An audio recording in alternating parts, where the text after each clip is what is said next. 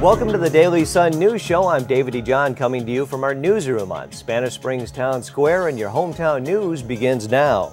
Some would say you're so popular in the state you don't even have to campaign. What do you think? So this will be a close election. It will be very hard fought. You golfers know that amazing things happen from time to time in the links. Bad shots somehow turn good, unexpected animal encounters, equipment malfunctions, and even an occasional golfer going ballistic. That would be me. Solar panels provide electricity, which works its way down to the batteries. It's what they call a trickle charge. At the tender age of 16, John Slowick was declared a professional bowler by the American Bowling Congress. Now that he's retired and living in the villages, John still has what it takes. He recently bowled a perfect game, and that's one reason he's our Daily Sun Bowler of the Week. Well, let's roll the video and you'll check this out. Up, up, and away. Come on. Outside. When this happened. That is the cheap stuff. Here's a business idea.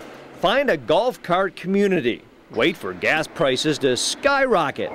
Then sell solar-powered golf carts. Just this month over last year, I'd say we're probably up anywhere from 30 to 40%. Business owner Gordon Oldham devised a recipe for success a year and a half ago.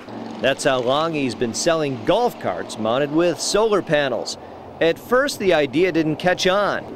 But today, the solar's just been a boom. I mean, we're doing more business now than we've ever done, especially in the last month or two. And this is typically our slower season because people have gone back. The only misnomer about solar-powered golf carts is that they're actually solar-enhanced. The electricity generated by these panels can't fully charge the batteries, but it will allow your cart to travel farther. This is how it works. Solar panels provide electricity, which works its way down to the batteries.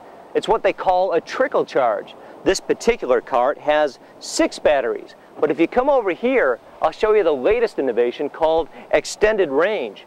Instead of 6 batteries, this cart has 8. With an extended range golf cart, manufacturers claim you get up to 60 miles between charges. And in an area the size of the villages, the farther you can drive, the better. With solar, you get all the benefits of the electric, and you get the benefits of gas with the range. So it's kind of like the best of both worlds. With a 25-year guarantee and a tax rebate to boot, solar panels could become a familiar sight in Florida's friendliest hometown.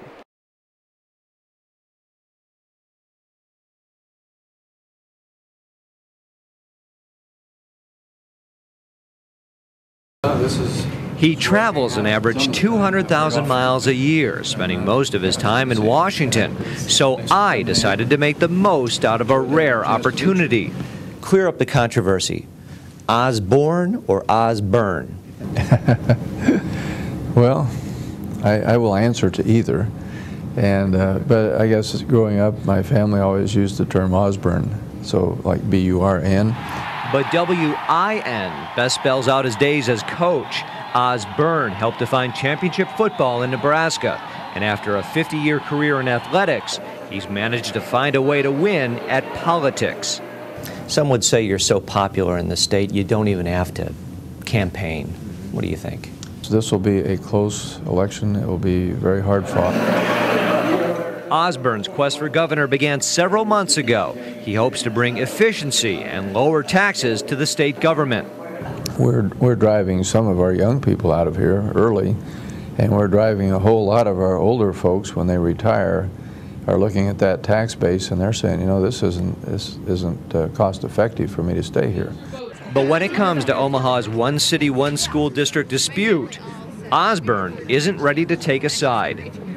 And I have met with the superintendents on both sides. I've even met with some superintendents on both sides together, more recently than most anybody. But I've not politicized it and I've not publicized it. And as a result, I'm hoping there's a reasonable amount of trust.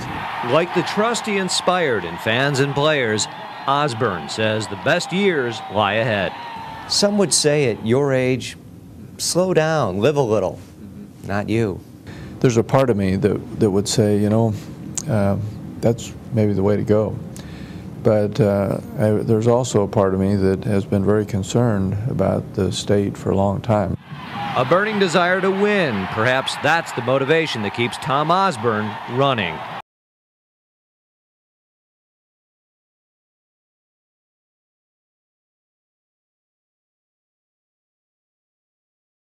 Me a little tumble. Let's roll the video and you'll check this out. Up, up, and away. Come on. Outside. When this happened. That is the cheap stuff. Oh!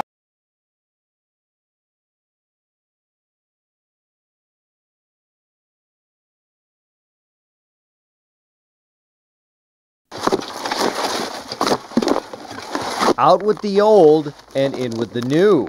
Workers got down to the business of repairing a very old roof. Down below, members of the village's Marine Corps League watch over.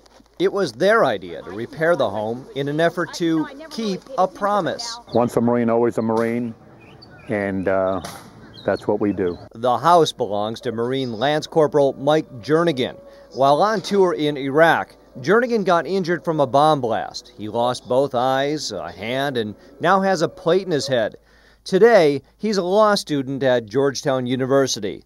His mother, Tracy, wants to help her son while he's away at college and recently noticed the roof was leaking in Mike's home. That's when she ran into members of the village's Marine Corps League. When they offered to help out, Tracy responded, "Funny that you should ask," and I presented him with this.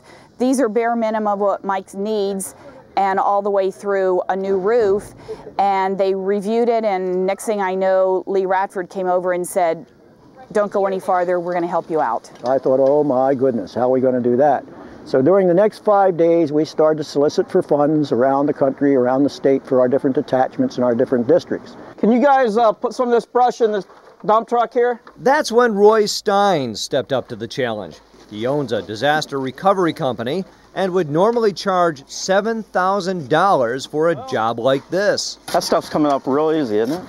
But what you don't know, Roy is a former Marine, and when he found out about Mike Jernigan, his mind was made up.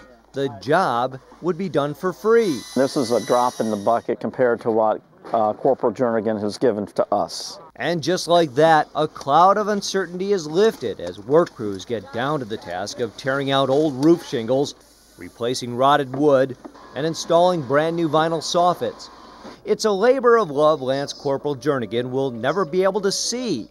But even a bomb blast in Iraq can't blind him from the reality that once a Marine, always a Marine. Whether he can see it or not, I know it's done, and all these guys up on the roof and all these guys here from the Marine Corps detachment know it's being done. So it's, you know, it makes you sleep better at night knowing you've had just a part of his life and you could help. We're kind of pleased with what Roy has done.